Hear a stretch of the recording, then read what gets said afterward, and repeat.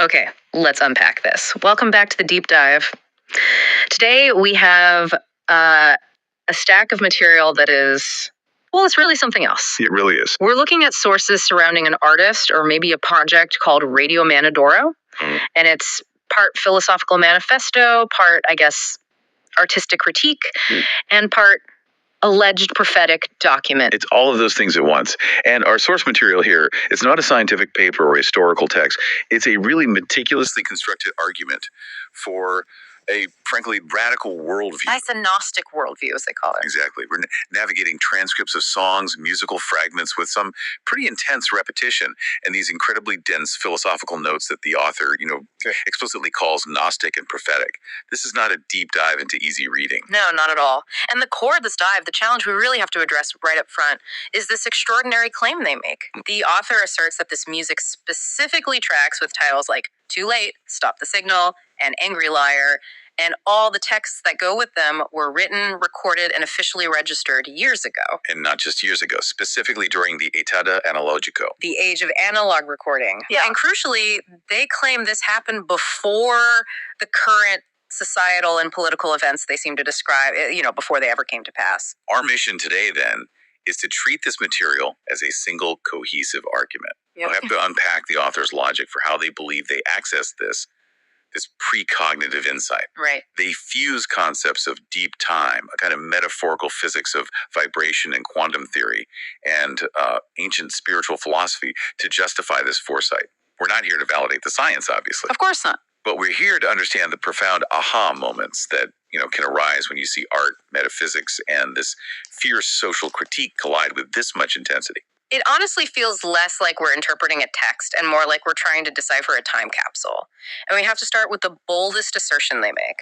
A verifiable physical claim of dating that's meant to prove the impossible. That's the perfect place to start. So let's ground ourselves in that foundational assertion. The entire discography, including those very highly charged titles, was registered with SIAE. Right, the Italian Society of Authors and Publishers. Which provides a legal date-stamped record of creative work. And the claim is it dates back to the Età Analogico.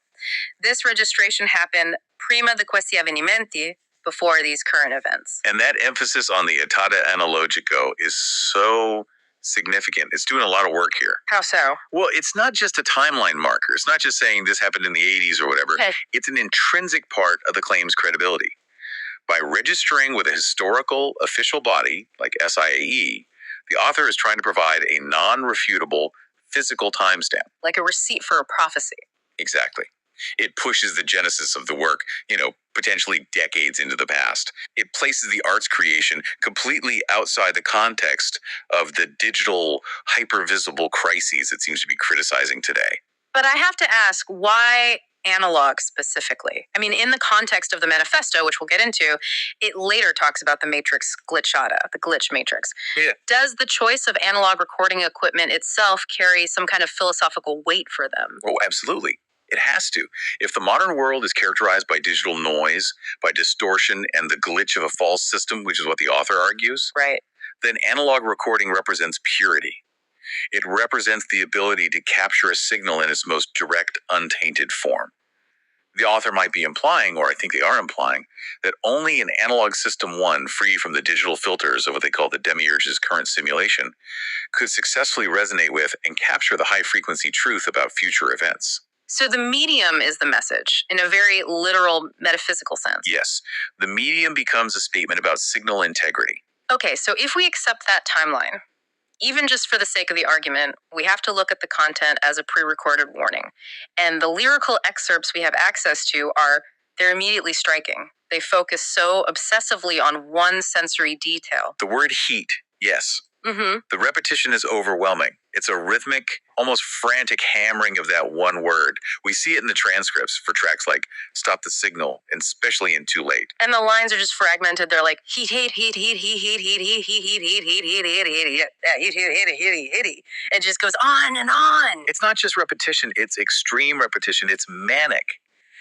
If the author felt compelled to write, play, and record this single word so many times back then, what does that sensory input suggest in the context of a prophecy? It suggests an inescapable, persistent condition, This isn't a passing moment or a summer day. The sheer volume of the word heat makes it transcend literal temperature. It becomes a metaphor. It has to be. It becomes a metaphor for multiple simultaneous crises. Mm-hmm. And given the titles, like Too Late, and the later framework they use of the Kali Yuga, heat seems to represent fever, a societal fever, a political fever, and possibly a literal one too. So it could be all of these things at once. The fever pitch of global conflict, the burning intensity of social rage, or even the literal climate crisis, all things that were frankly less in the public consciousness in the analog age. Exactly. The author is claiming to have captured the sound of an apocalypse. It's a frequency so intense that it had to be recorded repeatedly just to convey its overwhelming nature. It is, in their view, the sound of the Kali Yuga vibrating into existence. And it's interesting, that one word embedded in the middle of it, sorry. Yes. Heat. Sorry, heat. It's almost lost in the torrent. What does that do? It adds this profound layer of anguish. It's a recognition of the destructive force being described. It's not a celebration of the chaos. It's a warning infused with regret for the predicted outcome. It's as if the receiver of the signal is apologizing for the message they're forced to transmit. Which brings us directly to the author's explanation of how they captured this, because they're very clear this wasn't conventional songwriting. It wasn't based on observation or research. No, not at all. They state it directly.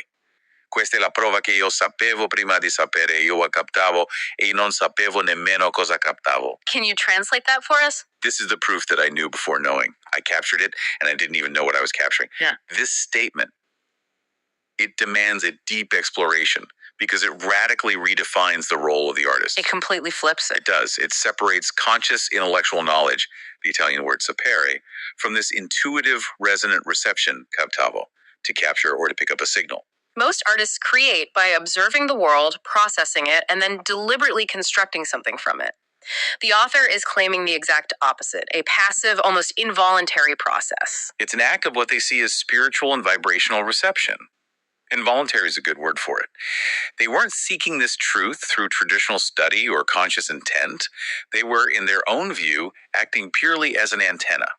And they clarify this distinction even further. They do, with the line, sapevo di non sapere, capivo di non capire, which means, I knew that I didn't know, and I understood that I didn't understand.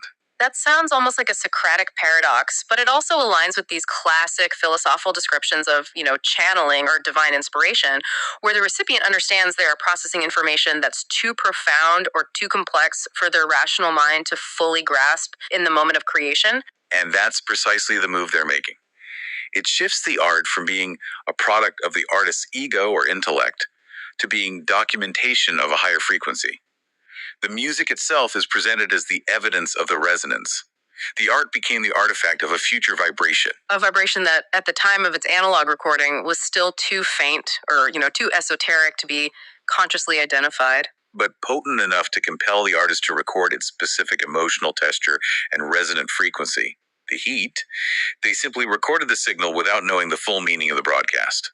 The meaning would only become clear later when the world caught up to the frequency. So in their framework, the proof lies in the coherence of that recorded signal today. The fact that it makes sense now is the proof that it was a real signal then. Exactly. If the artist is purely a receiver, an antenna, then we have to investigate the broadcast source. What is the mechanism that allowed a, say, 20th century analog recording to describe a 21st century digital crisis? And that's where they lay out the metaphysical core of the manifesto. This is where the author moves beyond just intuitive feeling and tries to construct a structural explanation for how all this works. Right, they start co-opting scientific terminology. They do, specifically from mathematics and physics. And they use it to establish a mechanism for time and causality to be essentially bypassed. So let's start with their structural view of history itself. They use these two concepts, fratale and cyclicità vibrazionale. Fractal and vibrational cyclicity, yes.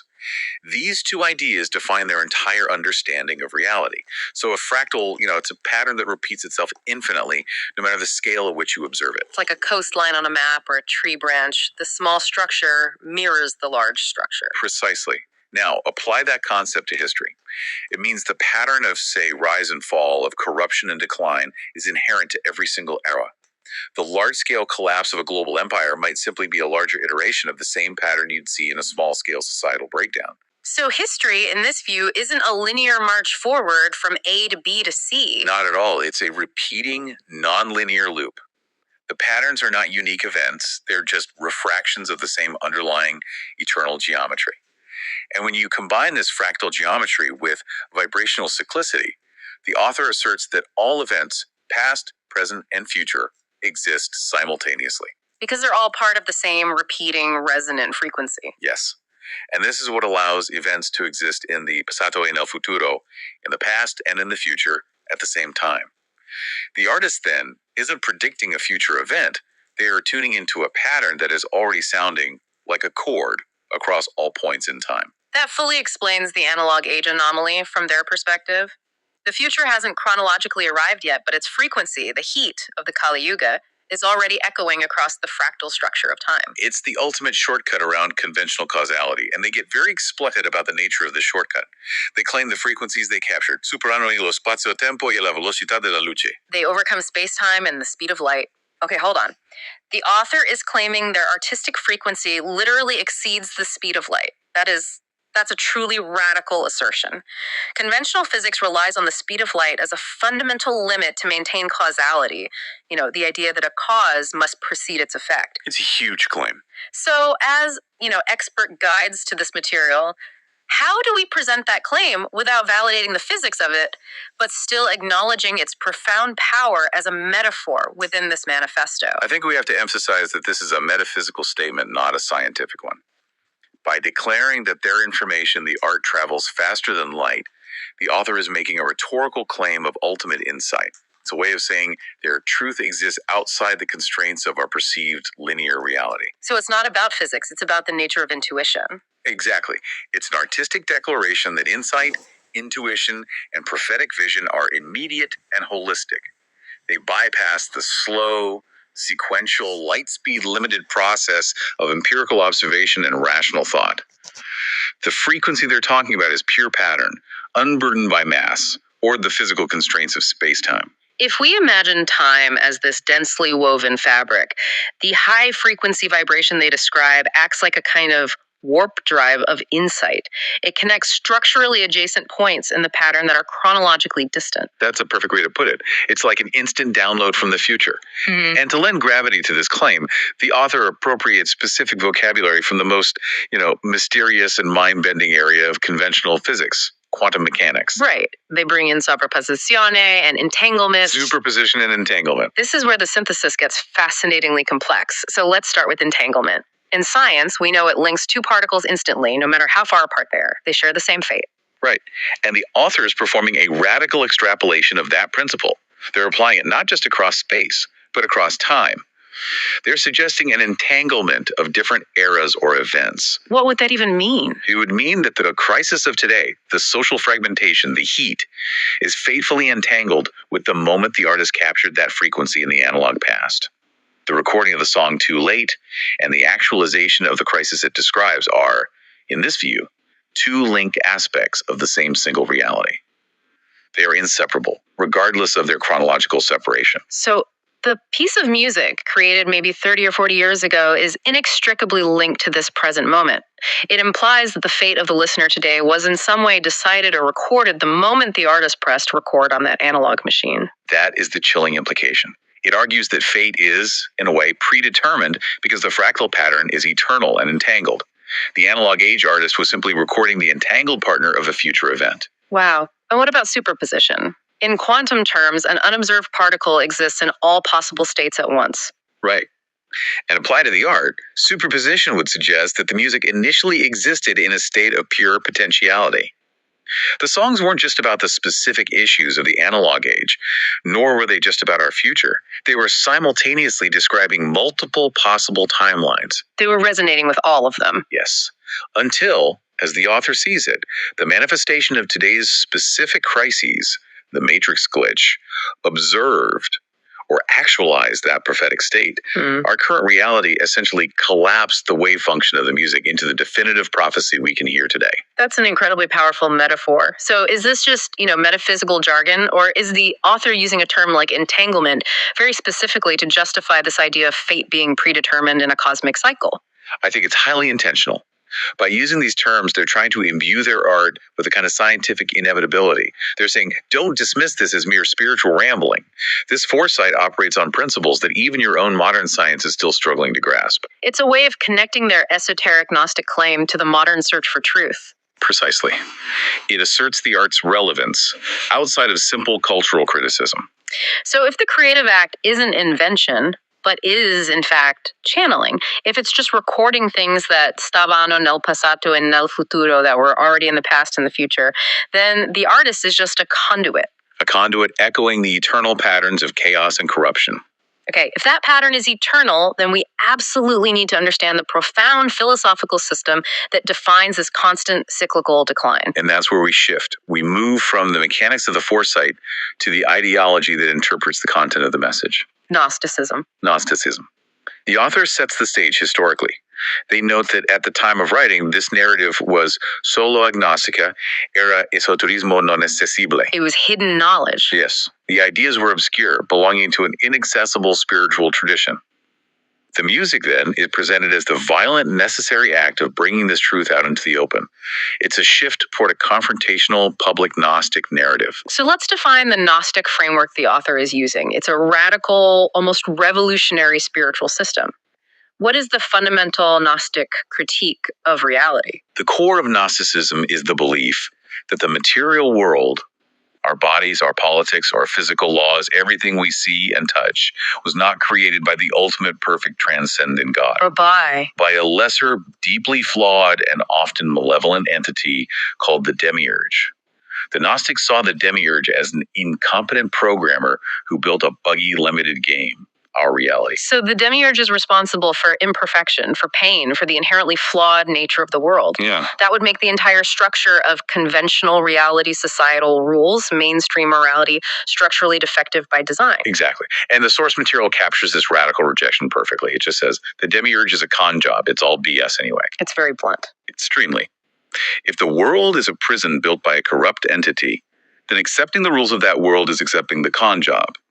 The goal of true knowledge, which is gnosis, is to gain the insight necessary to escape this material trap and return to the true, transcendent God who exists beyond the demiurge's flawed creation. That is an exhausting premise to live under, but it completely explains the intensity of the rejection we see in the text. This isn't just saying society is bad, it's saying the very foundation of our existence is a faulty simulation. It is. And what about that highly provocative statement regarding conventional evil? It says, Satan is a legit BS. This is a classic radical Gnostic move. If the demiurge is the supreme architect of the material prison, the source of all systemic corruption and lies, then the traditional figure of Satan, the conventional antagonist, is just a secondary fabrication. He's a character within the demiurge's broken system. A distraction. A total distraction. By calling Satan legit BS, the author is reducing traditional concepts of good and evil to a manufactured drama. The real enemy isn't the tempter, it's the flawed structure of reality itself. Why worry about a devil when the entire world is the trap? Okay, so that level of, I guess, cynicism necessitates a radical form of disclosure. If the truth is so deeply hidden, if it's esoteric, the author needs guides to illuminate the path, and they credit specific cultural figures for providing this necessary disclosure for the few. Disclosure per poche, yes. For those who are already starting to resonate with that high frequency. And this is where they build out their lineage of critique. The author constructs a kind of map of dystopian artistic foresight. And the most prominent figure is David Lynch. Without a doubt. Lynch's work, with its layers of hidden worlds, suppressed violence, and spiritual corruption, lurking just beneath these idyllic small-town surfaces. It provides the perfect modern Gnostic metaphor. And they cite that classic cryptic motif from Twin Peaks. Of course. Cufi que non sono quello che sembrano. The owls are not what they seem. What do the owls represent in this Gnostic reading? The owls, which appear wise and ancient, but are actually deceptive, are a perfect Gnostic symbol of misdirection. Things in the material world that appear familiar, trustworthy, or conventional are, in fact, masks. They hide the malevolent operations of the demiurge. Lynch's genius, in the author's view, was consistently showing the audience the rot beneath the veneer, making the esoteric visible. The text also includes a very specific, chilling quote from Lynch's world. Nell'oscurità di un futuro passato, il mago desidera vedere un uomo canta una canzone tra questo mondo e l'altro. Fuoco cammina con me. And this quote is basically the artist's self-definition. In the darkness of a future past. That phrase perfectly encapsulates the fractal, cyclical nature of time we just talked about. The past and future existing simultaneously. The magician is the artist? Yes, the artist as receiver, the antenna. And their role is to facilitate the song, the resonant art, that bridges the false material world and the true Gnostic world. And that final declaration, fire walk with me. Fuoco camina con me. It ties back directly to the lyrical obsession with heat. It confirms that this intense, potentially destructive energy of revelation is exactly what guides the artist's process. To create this art is to walk with fire. Here's where it gets really interesting. They trace this lineage of critique back through cinematic history. It starts with Fritz Lang's Metropolis, Goes through Kubrick, to Lynch, and then culminates in the present state of a matrix glitchata de giorni de oggi, a glitched matrix of today. This is a crucial intellectual trajectory for them. Metropolis from 1927 established the visual language for the mechanical, inhuman, industrial dystopia. It's the perfect early structure of the demiurge's oppressive system. Then Kubrick, especially in films dealing with technology and control like 2001 or Clockwork Orange, Right. further explored the psychological fracturing of humanity within that system. And then Lynch came along and stripped away the surface entirely, revealing the spiritual horror underneath. So this whole lineage leads directly to the ultimate modern metaphor for a false reality, the glitched matrix of today. The author is arguing that these prophetic warnings have been consistently issued by true artists for a century. But it's only now, in what they see as the final stage of decline, that the glitches in the system are becoming undeniable to everyone. And the philosophical setting for this entire breakdown is the Kali Yuga. This provides the ultimate spiritual context for those song titles Too Late and Stop the Signal. It does. The Kali Yuga is the Hindu concept defining the last and darkest of the four cyclical ages, or yugas. And the sources characterize it by intense conflict. Kali literally means strife, widespread spiritual and moral decline, hypocrisy, and the near total loss of virtue. And in this age, life is shorter, justice is obscured. It's obscured by greed and materialism. Yes. So by framing the present moment as the Kali Yuga, the author isn't just complaining about modern corruption. They are asserting that this corruption isn't random. It's the necessary vibrational end stage of a cosmic pattern. The crisis is terminal, and it was predefined by deep time. That gives the critique its enormous weight and urgency. The title Too Late is not meant to be hyperbolic. It's a direct assessment of where we are in the Yuga cycle. We're so deep into the decline that a fundamental structural reversal may be impossible. And the inclusion of that final line in the section, Kosai parlo Zarathustra. Nietzsche. Thus spoke Zarathustra. That reinforces the ultimate necessity of overcoming this decline. It's a call to destroy old, false moralities and to create new values, the path of Nietzsche's Overman, in an era where the conventional deities, like the demiurge, have been exposed as a con job. The artist is issuing a profoundly nihilistic spiritual challenge. If the diagnosis is the inescapable end of a cosmic cycle, and the world is a glitched matrix run by a fraudulent demiurge, then the only logical response is a frontal assault on the things that maintain that low-frequency reality. Which is exactly what comes next. Yes, now we move to the direct and highly aggressive societal critique. The author issues a challenge to the listener, to society at large, you all play into, and they identify the mechanism of compliance. It's the simple, primal craving for Money and fame. money and fame. In the Gnostic view, money and fame are the demiurge's primary tools for locking the divine spark of humanity into the material prison. They represent the ultimate low-frequency attractors. The pursuit of these fleeting material rewards is, in the author's view, not just a moral error. It's a structural failure that actively sustains the Kali Yuga. And this leads directly to the command. Stop the signal. And crucially, stop resonating with low frequencies. We should clarify that phrase. Based on the context of vibrational cyclicity and, just phonetics, resonating is highly likely a typo for resonating. Stop resonating with low frequencies. I think that's almost certain. So how is corruption literally a vibrational failure? If the Gnostic truth is a high, pure frequency, then corruption, greed, fame, hypocrisy is the lowest, densest vibration possible. It's the frequency that sustains the material world, the demiurge's conjod. So to resonate with low frequencies is to willingly align your spiritual energy with the destructive, chaotic, declining cycle of the Kali Yuga. The author sees society as being addicted to transmitting and receiving these corrupt signals. Completely addicted. So stop the signal is a spiritual command. It's an order to stop this self-destructive resonance, to break the frequency lock that keeps us trapped. But the author seems to suggest that society cannot help itself, that the addiction to these low frequencies is total. And this is what justifies the shocking tone and the targeting of these foundational structures of Western thought. The critique begins at the very root, the theological foundation. The author unleashes these direct attacks on texts that are central to the Western paradigm. Genesis, what a mockery, and the dismissal of the book of Job too. Let's break that down. Why Genesis? If the demiurge built this faulty world, then the creation myth established in the book of Genesis must be viewed as the foundational lie. It's the origin story constructed by the corrupt programmer to legitimize his false authority. It is the ultimate narrative manipulation. Genesis establishes a world governed by a seemingly omnipotent God who is, at times, jealous, judgmental, even violent.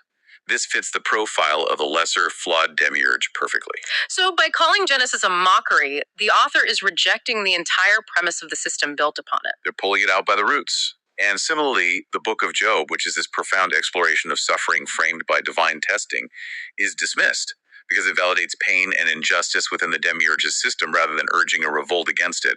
The author sees no redemption in suffering that's validated by a false god. And this critique extends from the texts directly to the organized power structure of faith. Yes, Christianity has hijacked Jesus anyway, and the claim that it represents Roman imperialism and third decline. That's a powerful and historically informed Gnostic interpretation. It is. Gnosticism often viewed the historical Jesus as a messenger of the true transcendent God, a being who came to deliver gnosis, or secret knowledge, to help humanity escape. But the subsequent institutionalization of Christianity. In this view, that institution co-opted the radical message. It transformed it into a hierarchical, centralized power structure. The author sees this as a direct continuation of Roman imperialism, a system of control and temporal power that actively maintains the low frequencies of the material world. And the third decline places the current religious political system deep into the inevitable collapse defined by the Yuga cycle. It's just another iteration of a failing fractal pattern. Exactly. And from there, it moves swiftly into a highly aggressive political critique aimed specifically at the American foundational myth regarding the Second Amendment. This passage is designed to shock. It is deliberately provocative. It is. It reads, "Remember, Americans, someone wrote the Second Amendment for you, and you stuck it up your arses. Shame on you." The language is visceral and vulgar, and it serves a very clear purpose. The implication here is complex, though. The Second Amendment was arguably intended to empower the populace to defend itself against the very kind of systemic tyranny the author is railing against. The power structures maintained by the demiurge. Right. And the author sees Americans as having utterly failed to utilize that power for its original revolutionary purpose. It's a critique of inert potential. It's an argument that the tool for rebellion, the tool for safeguarding the high frequencies of liberty, has been corrupted. It's been turned inward or rendered useless by that same low-frequency addiction to money, fame, and complacency. So instead of challenging the glitched matrix, the power granted by the amendment is seen as being used for perverse or superficial ends. And that, for the author, confirms society's impotence in the face of structural decline. It's an expression of profound, angry disappointment. The author is clearly aware that this intense, vulgar language is confrontational, which leads to their preemptive defense of the method. They call it the violence des paroles, the violence of the words. Yes, and they argue this language is solo una reminiscencia del movimiento beat, just a reminiscence of the beat movement, and that it serves the function of arte alla critica, of art and critique. This is a critical justification. It's an attempt to ground the work in a legitimate countercultural tradition. It is. The beat movement, you think of the raw, unpolished, shocking force of Allen Ginsberg's Howl. They used visceral, abrasive, and often sexual or political language as a deliberate artistic strategy. Their goal was confrontation. To shock the complacent public out of the materialist trance of post-war society. Which is very similar to the Kali Yuga trance the author describes.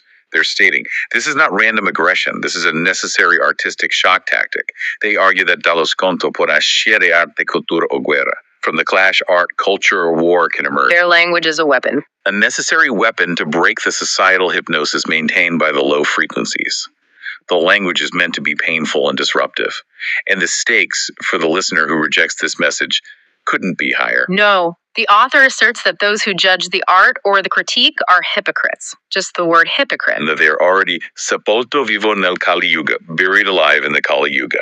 That's the ultimate Gnostic dismissal, isn't it? To refuse to resonate with the high-frequency truth is to confirm your structural alignment with the collapsing system.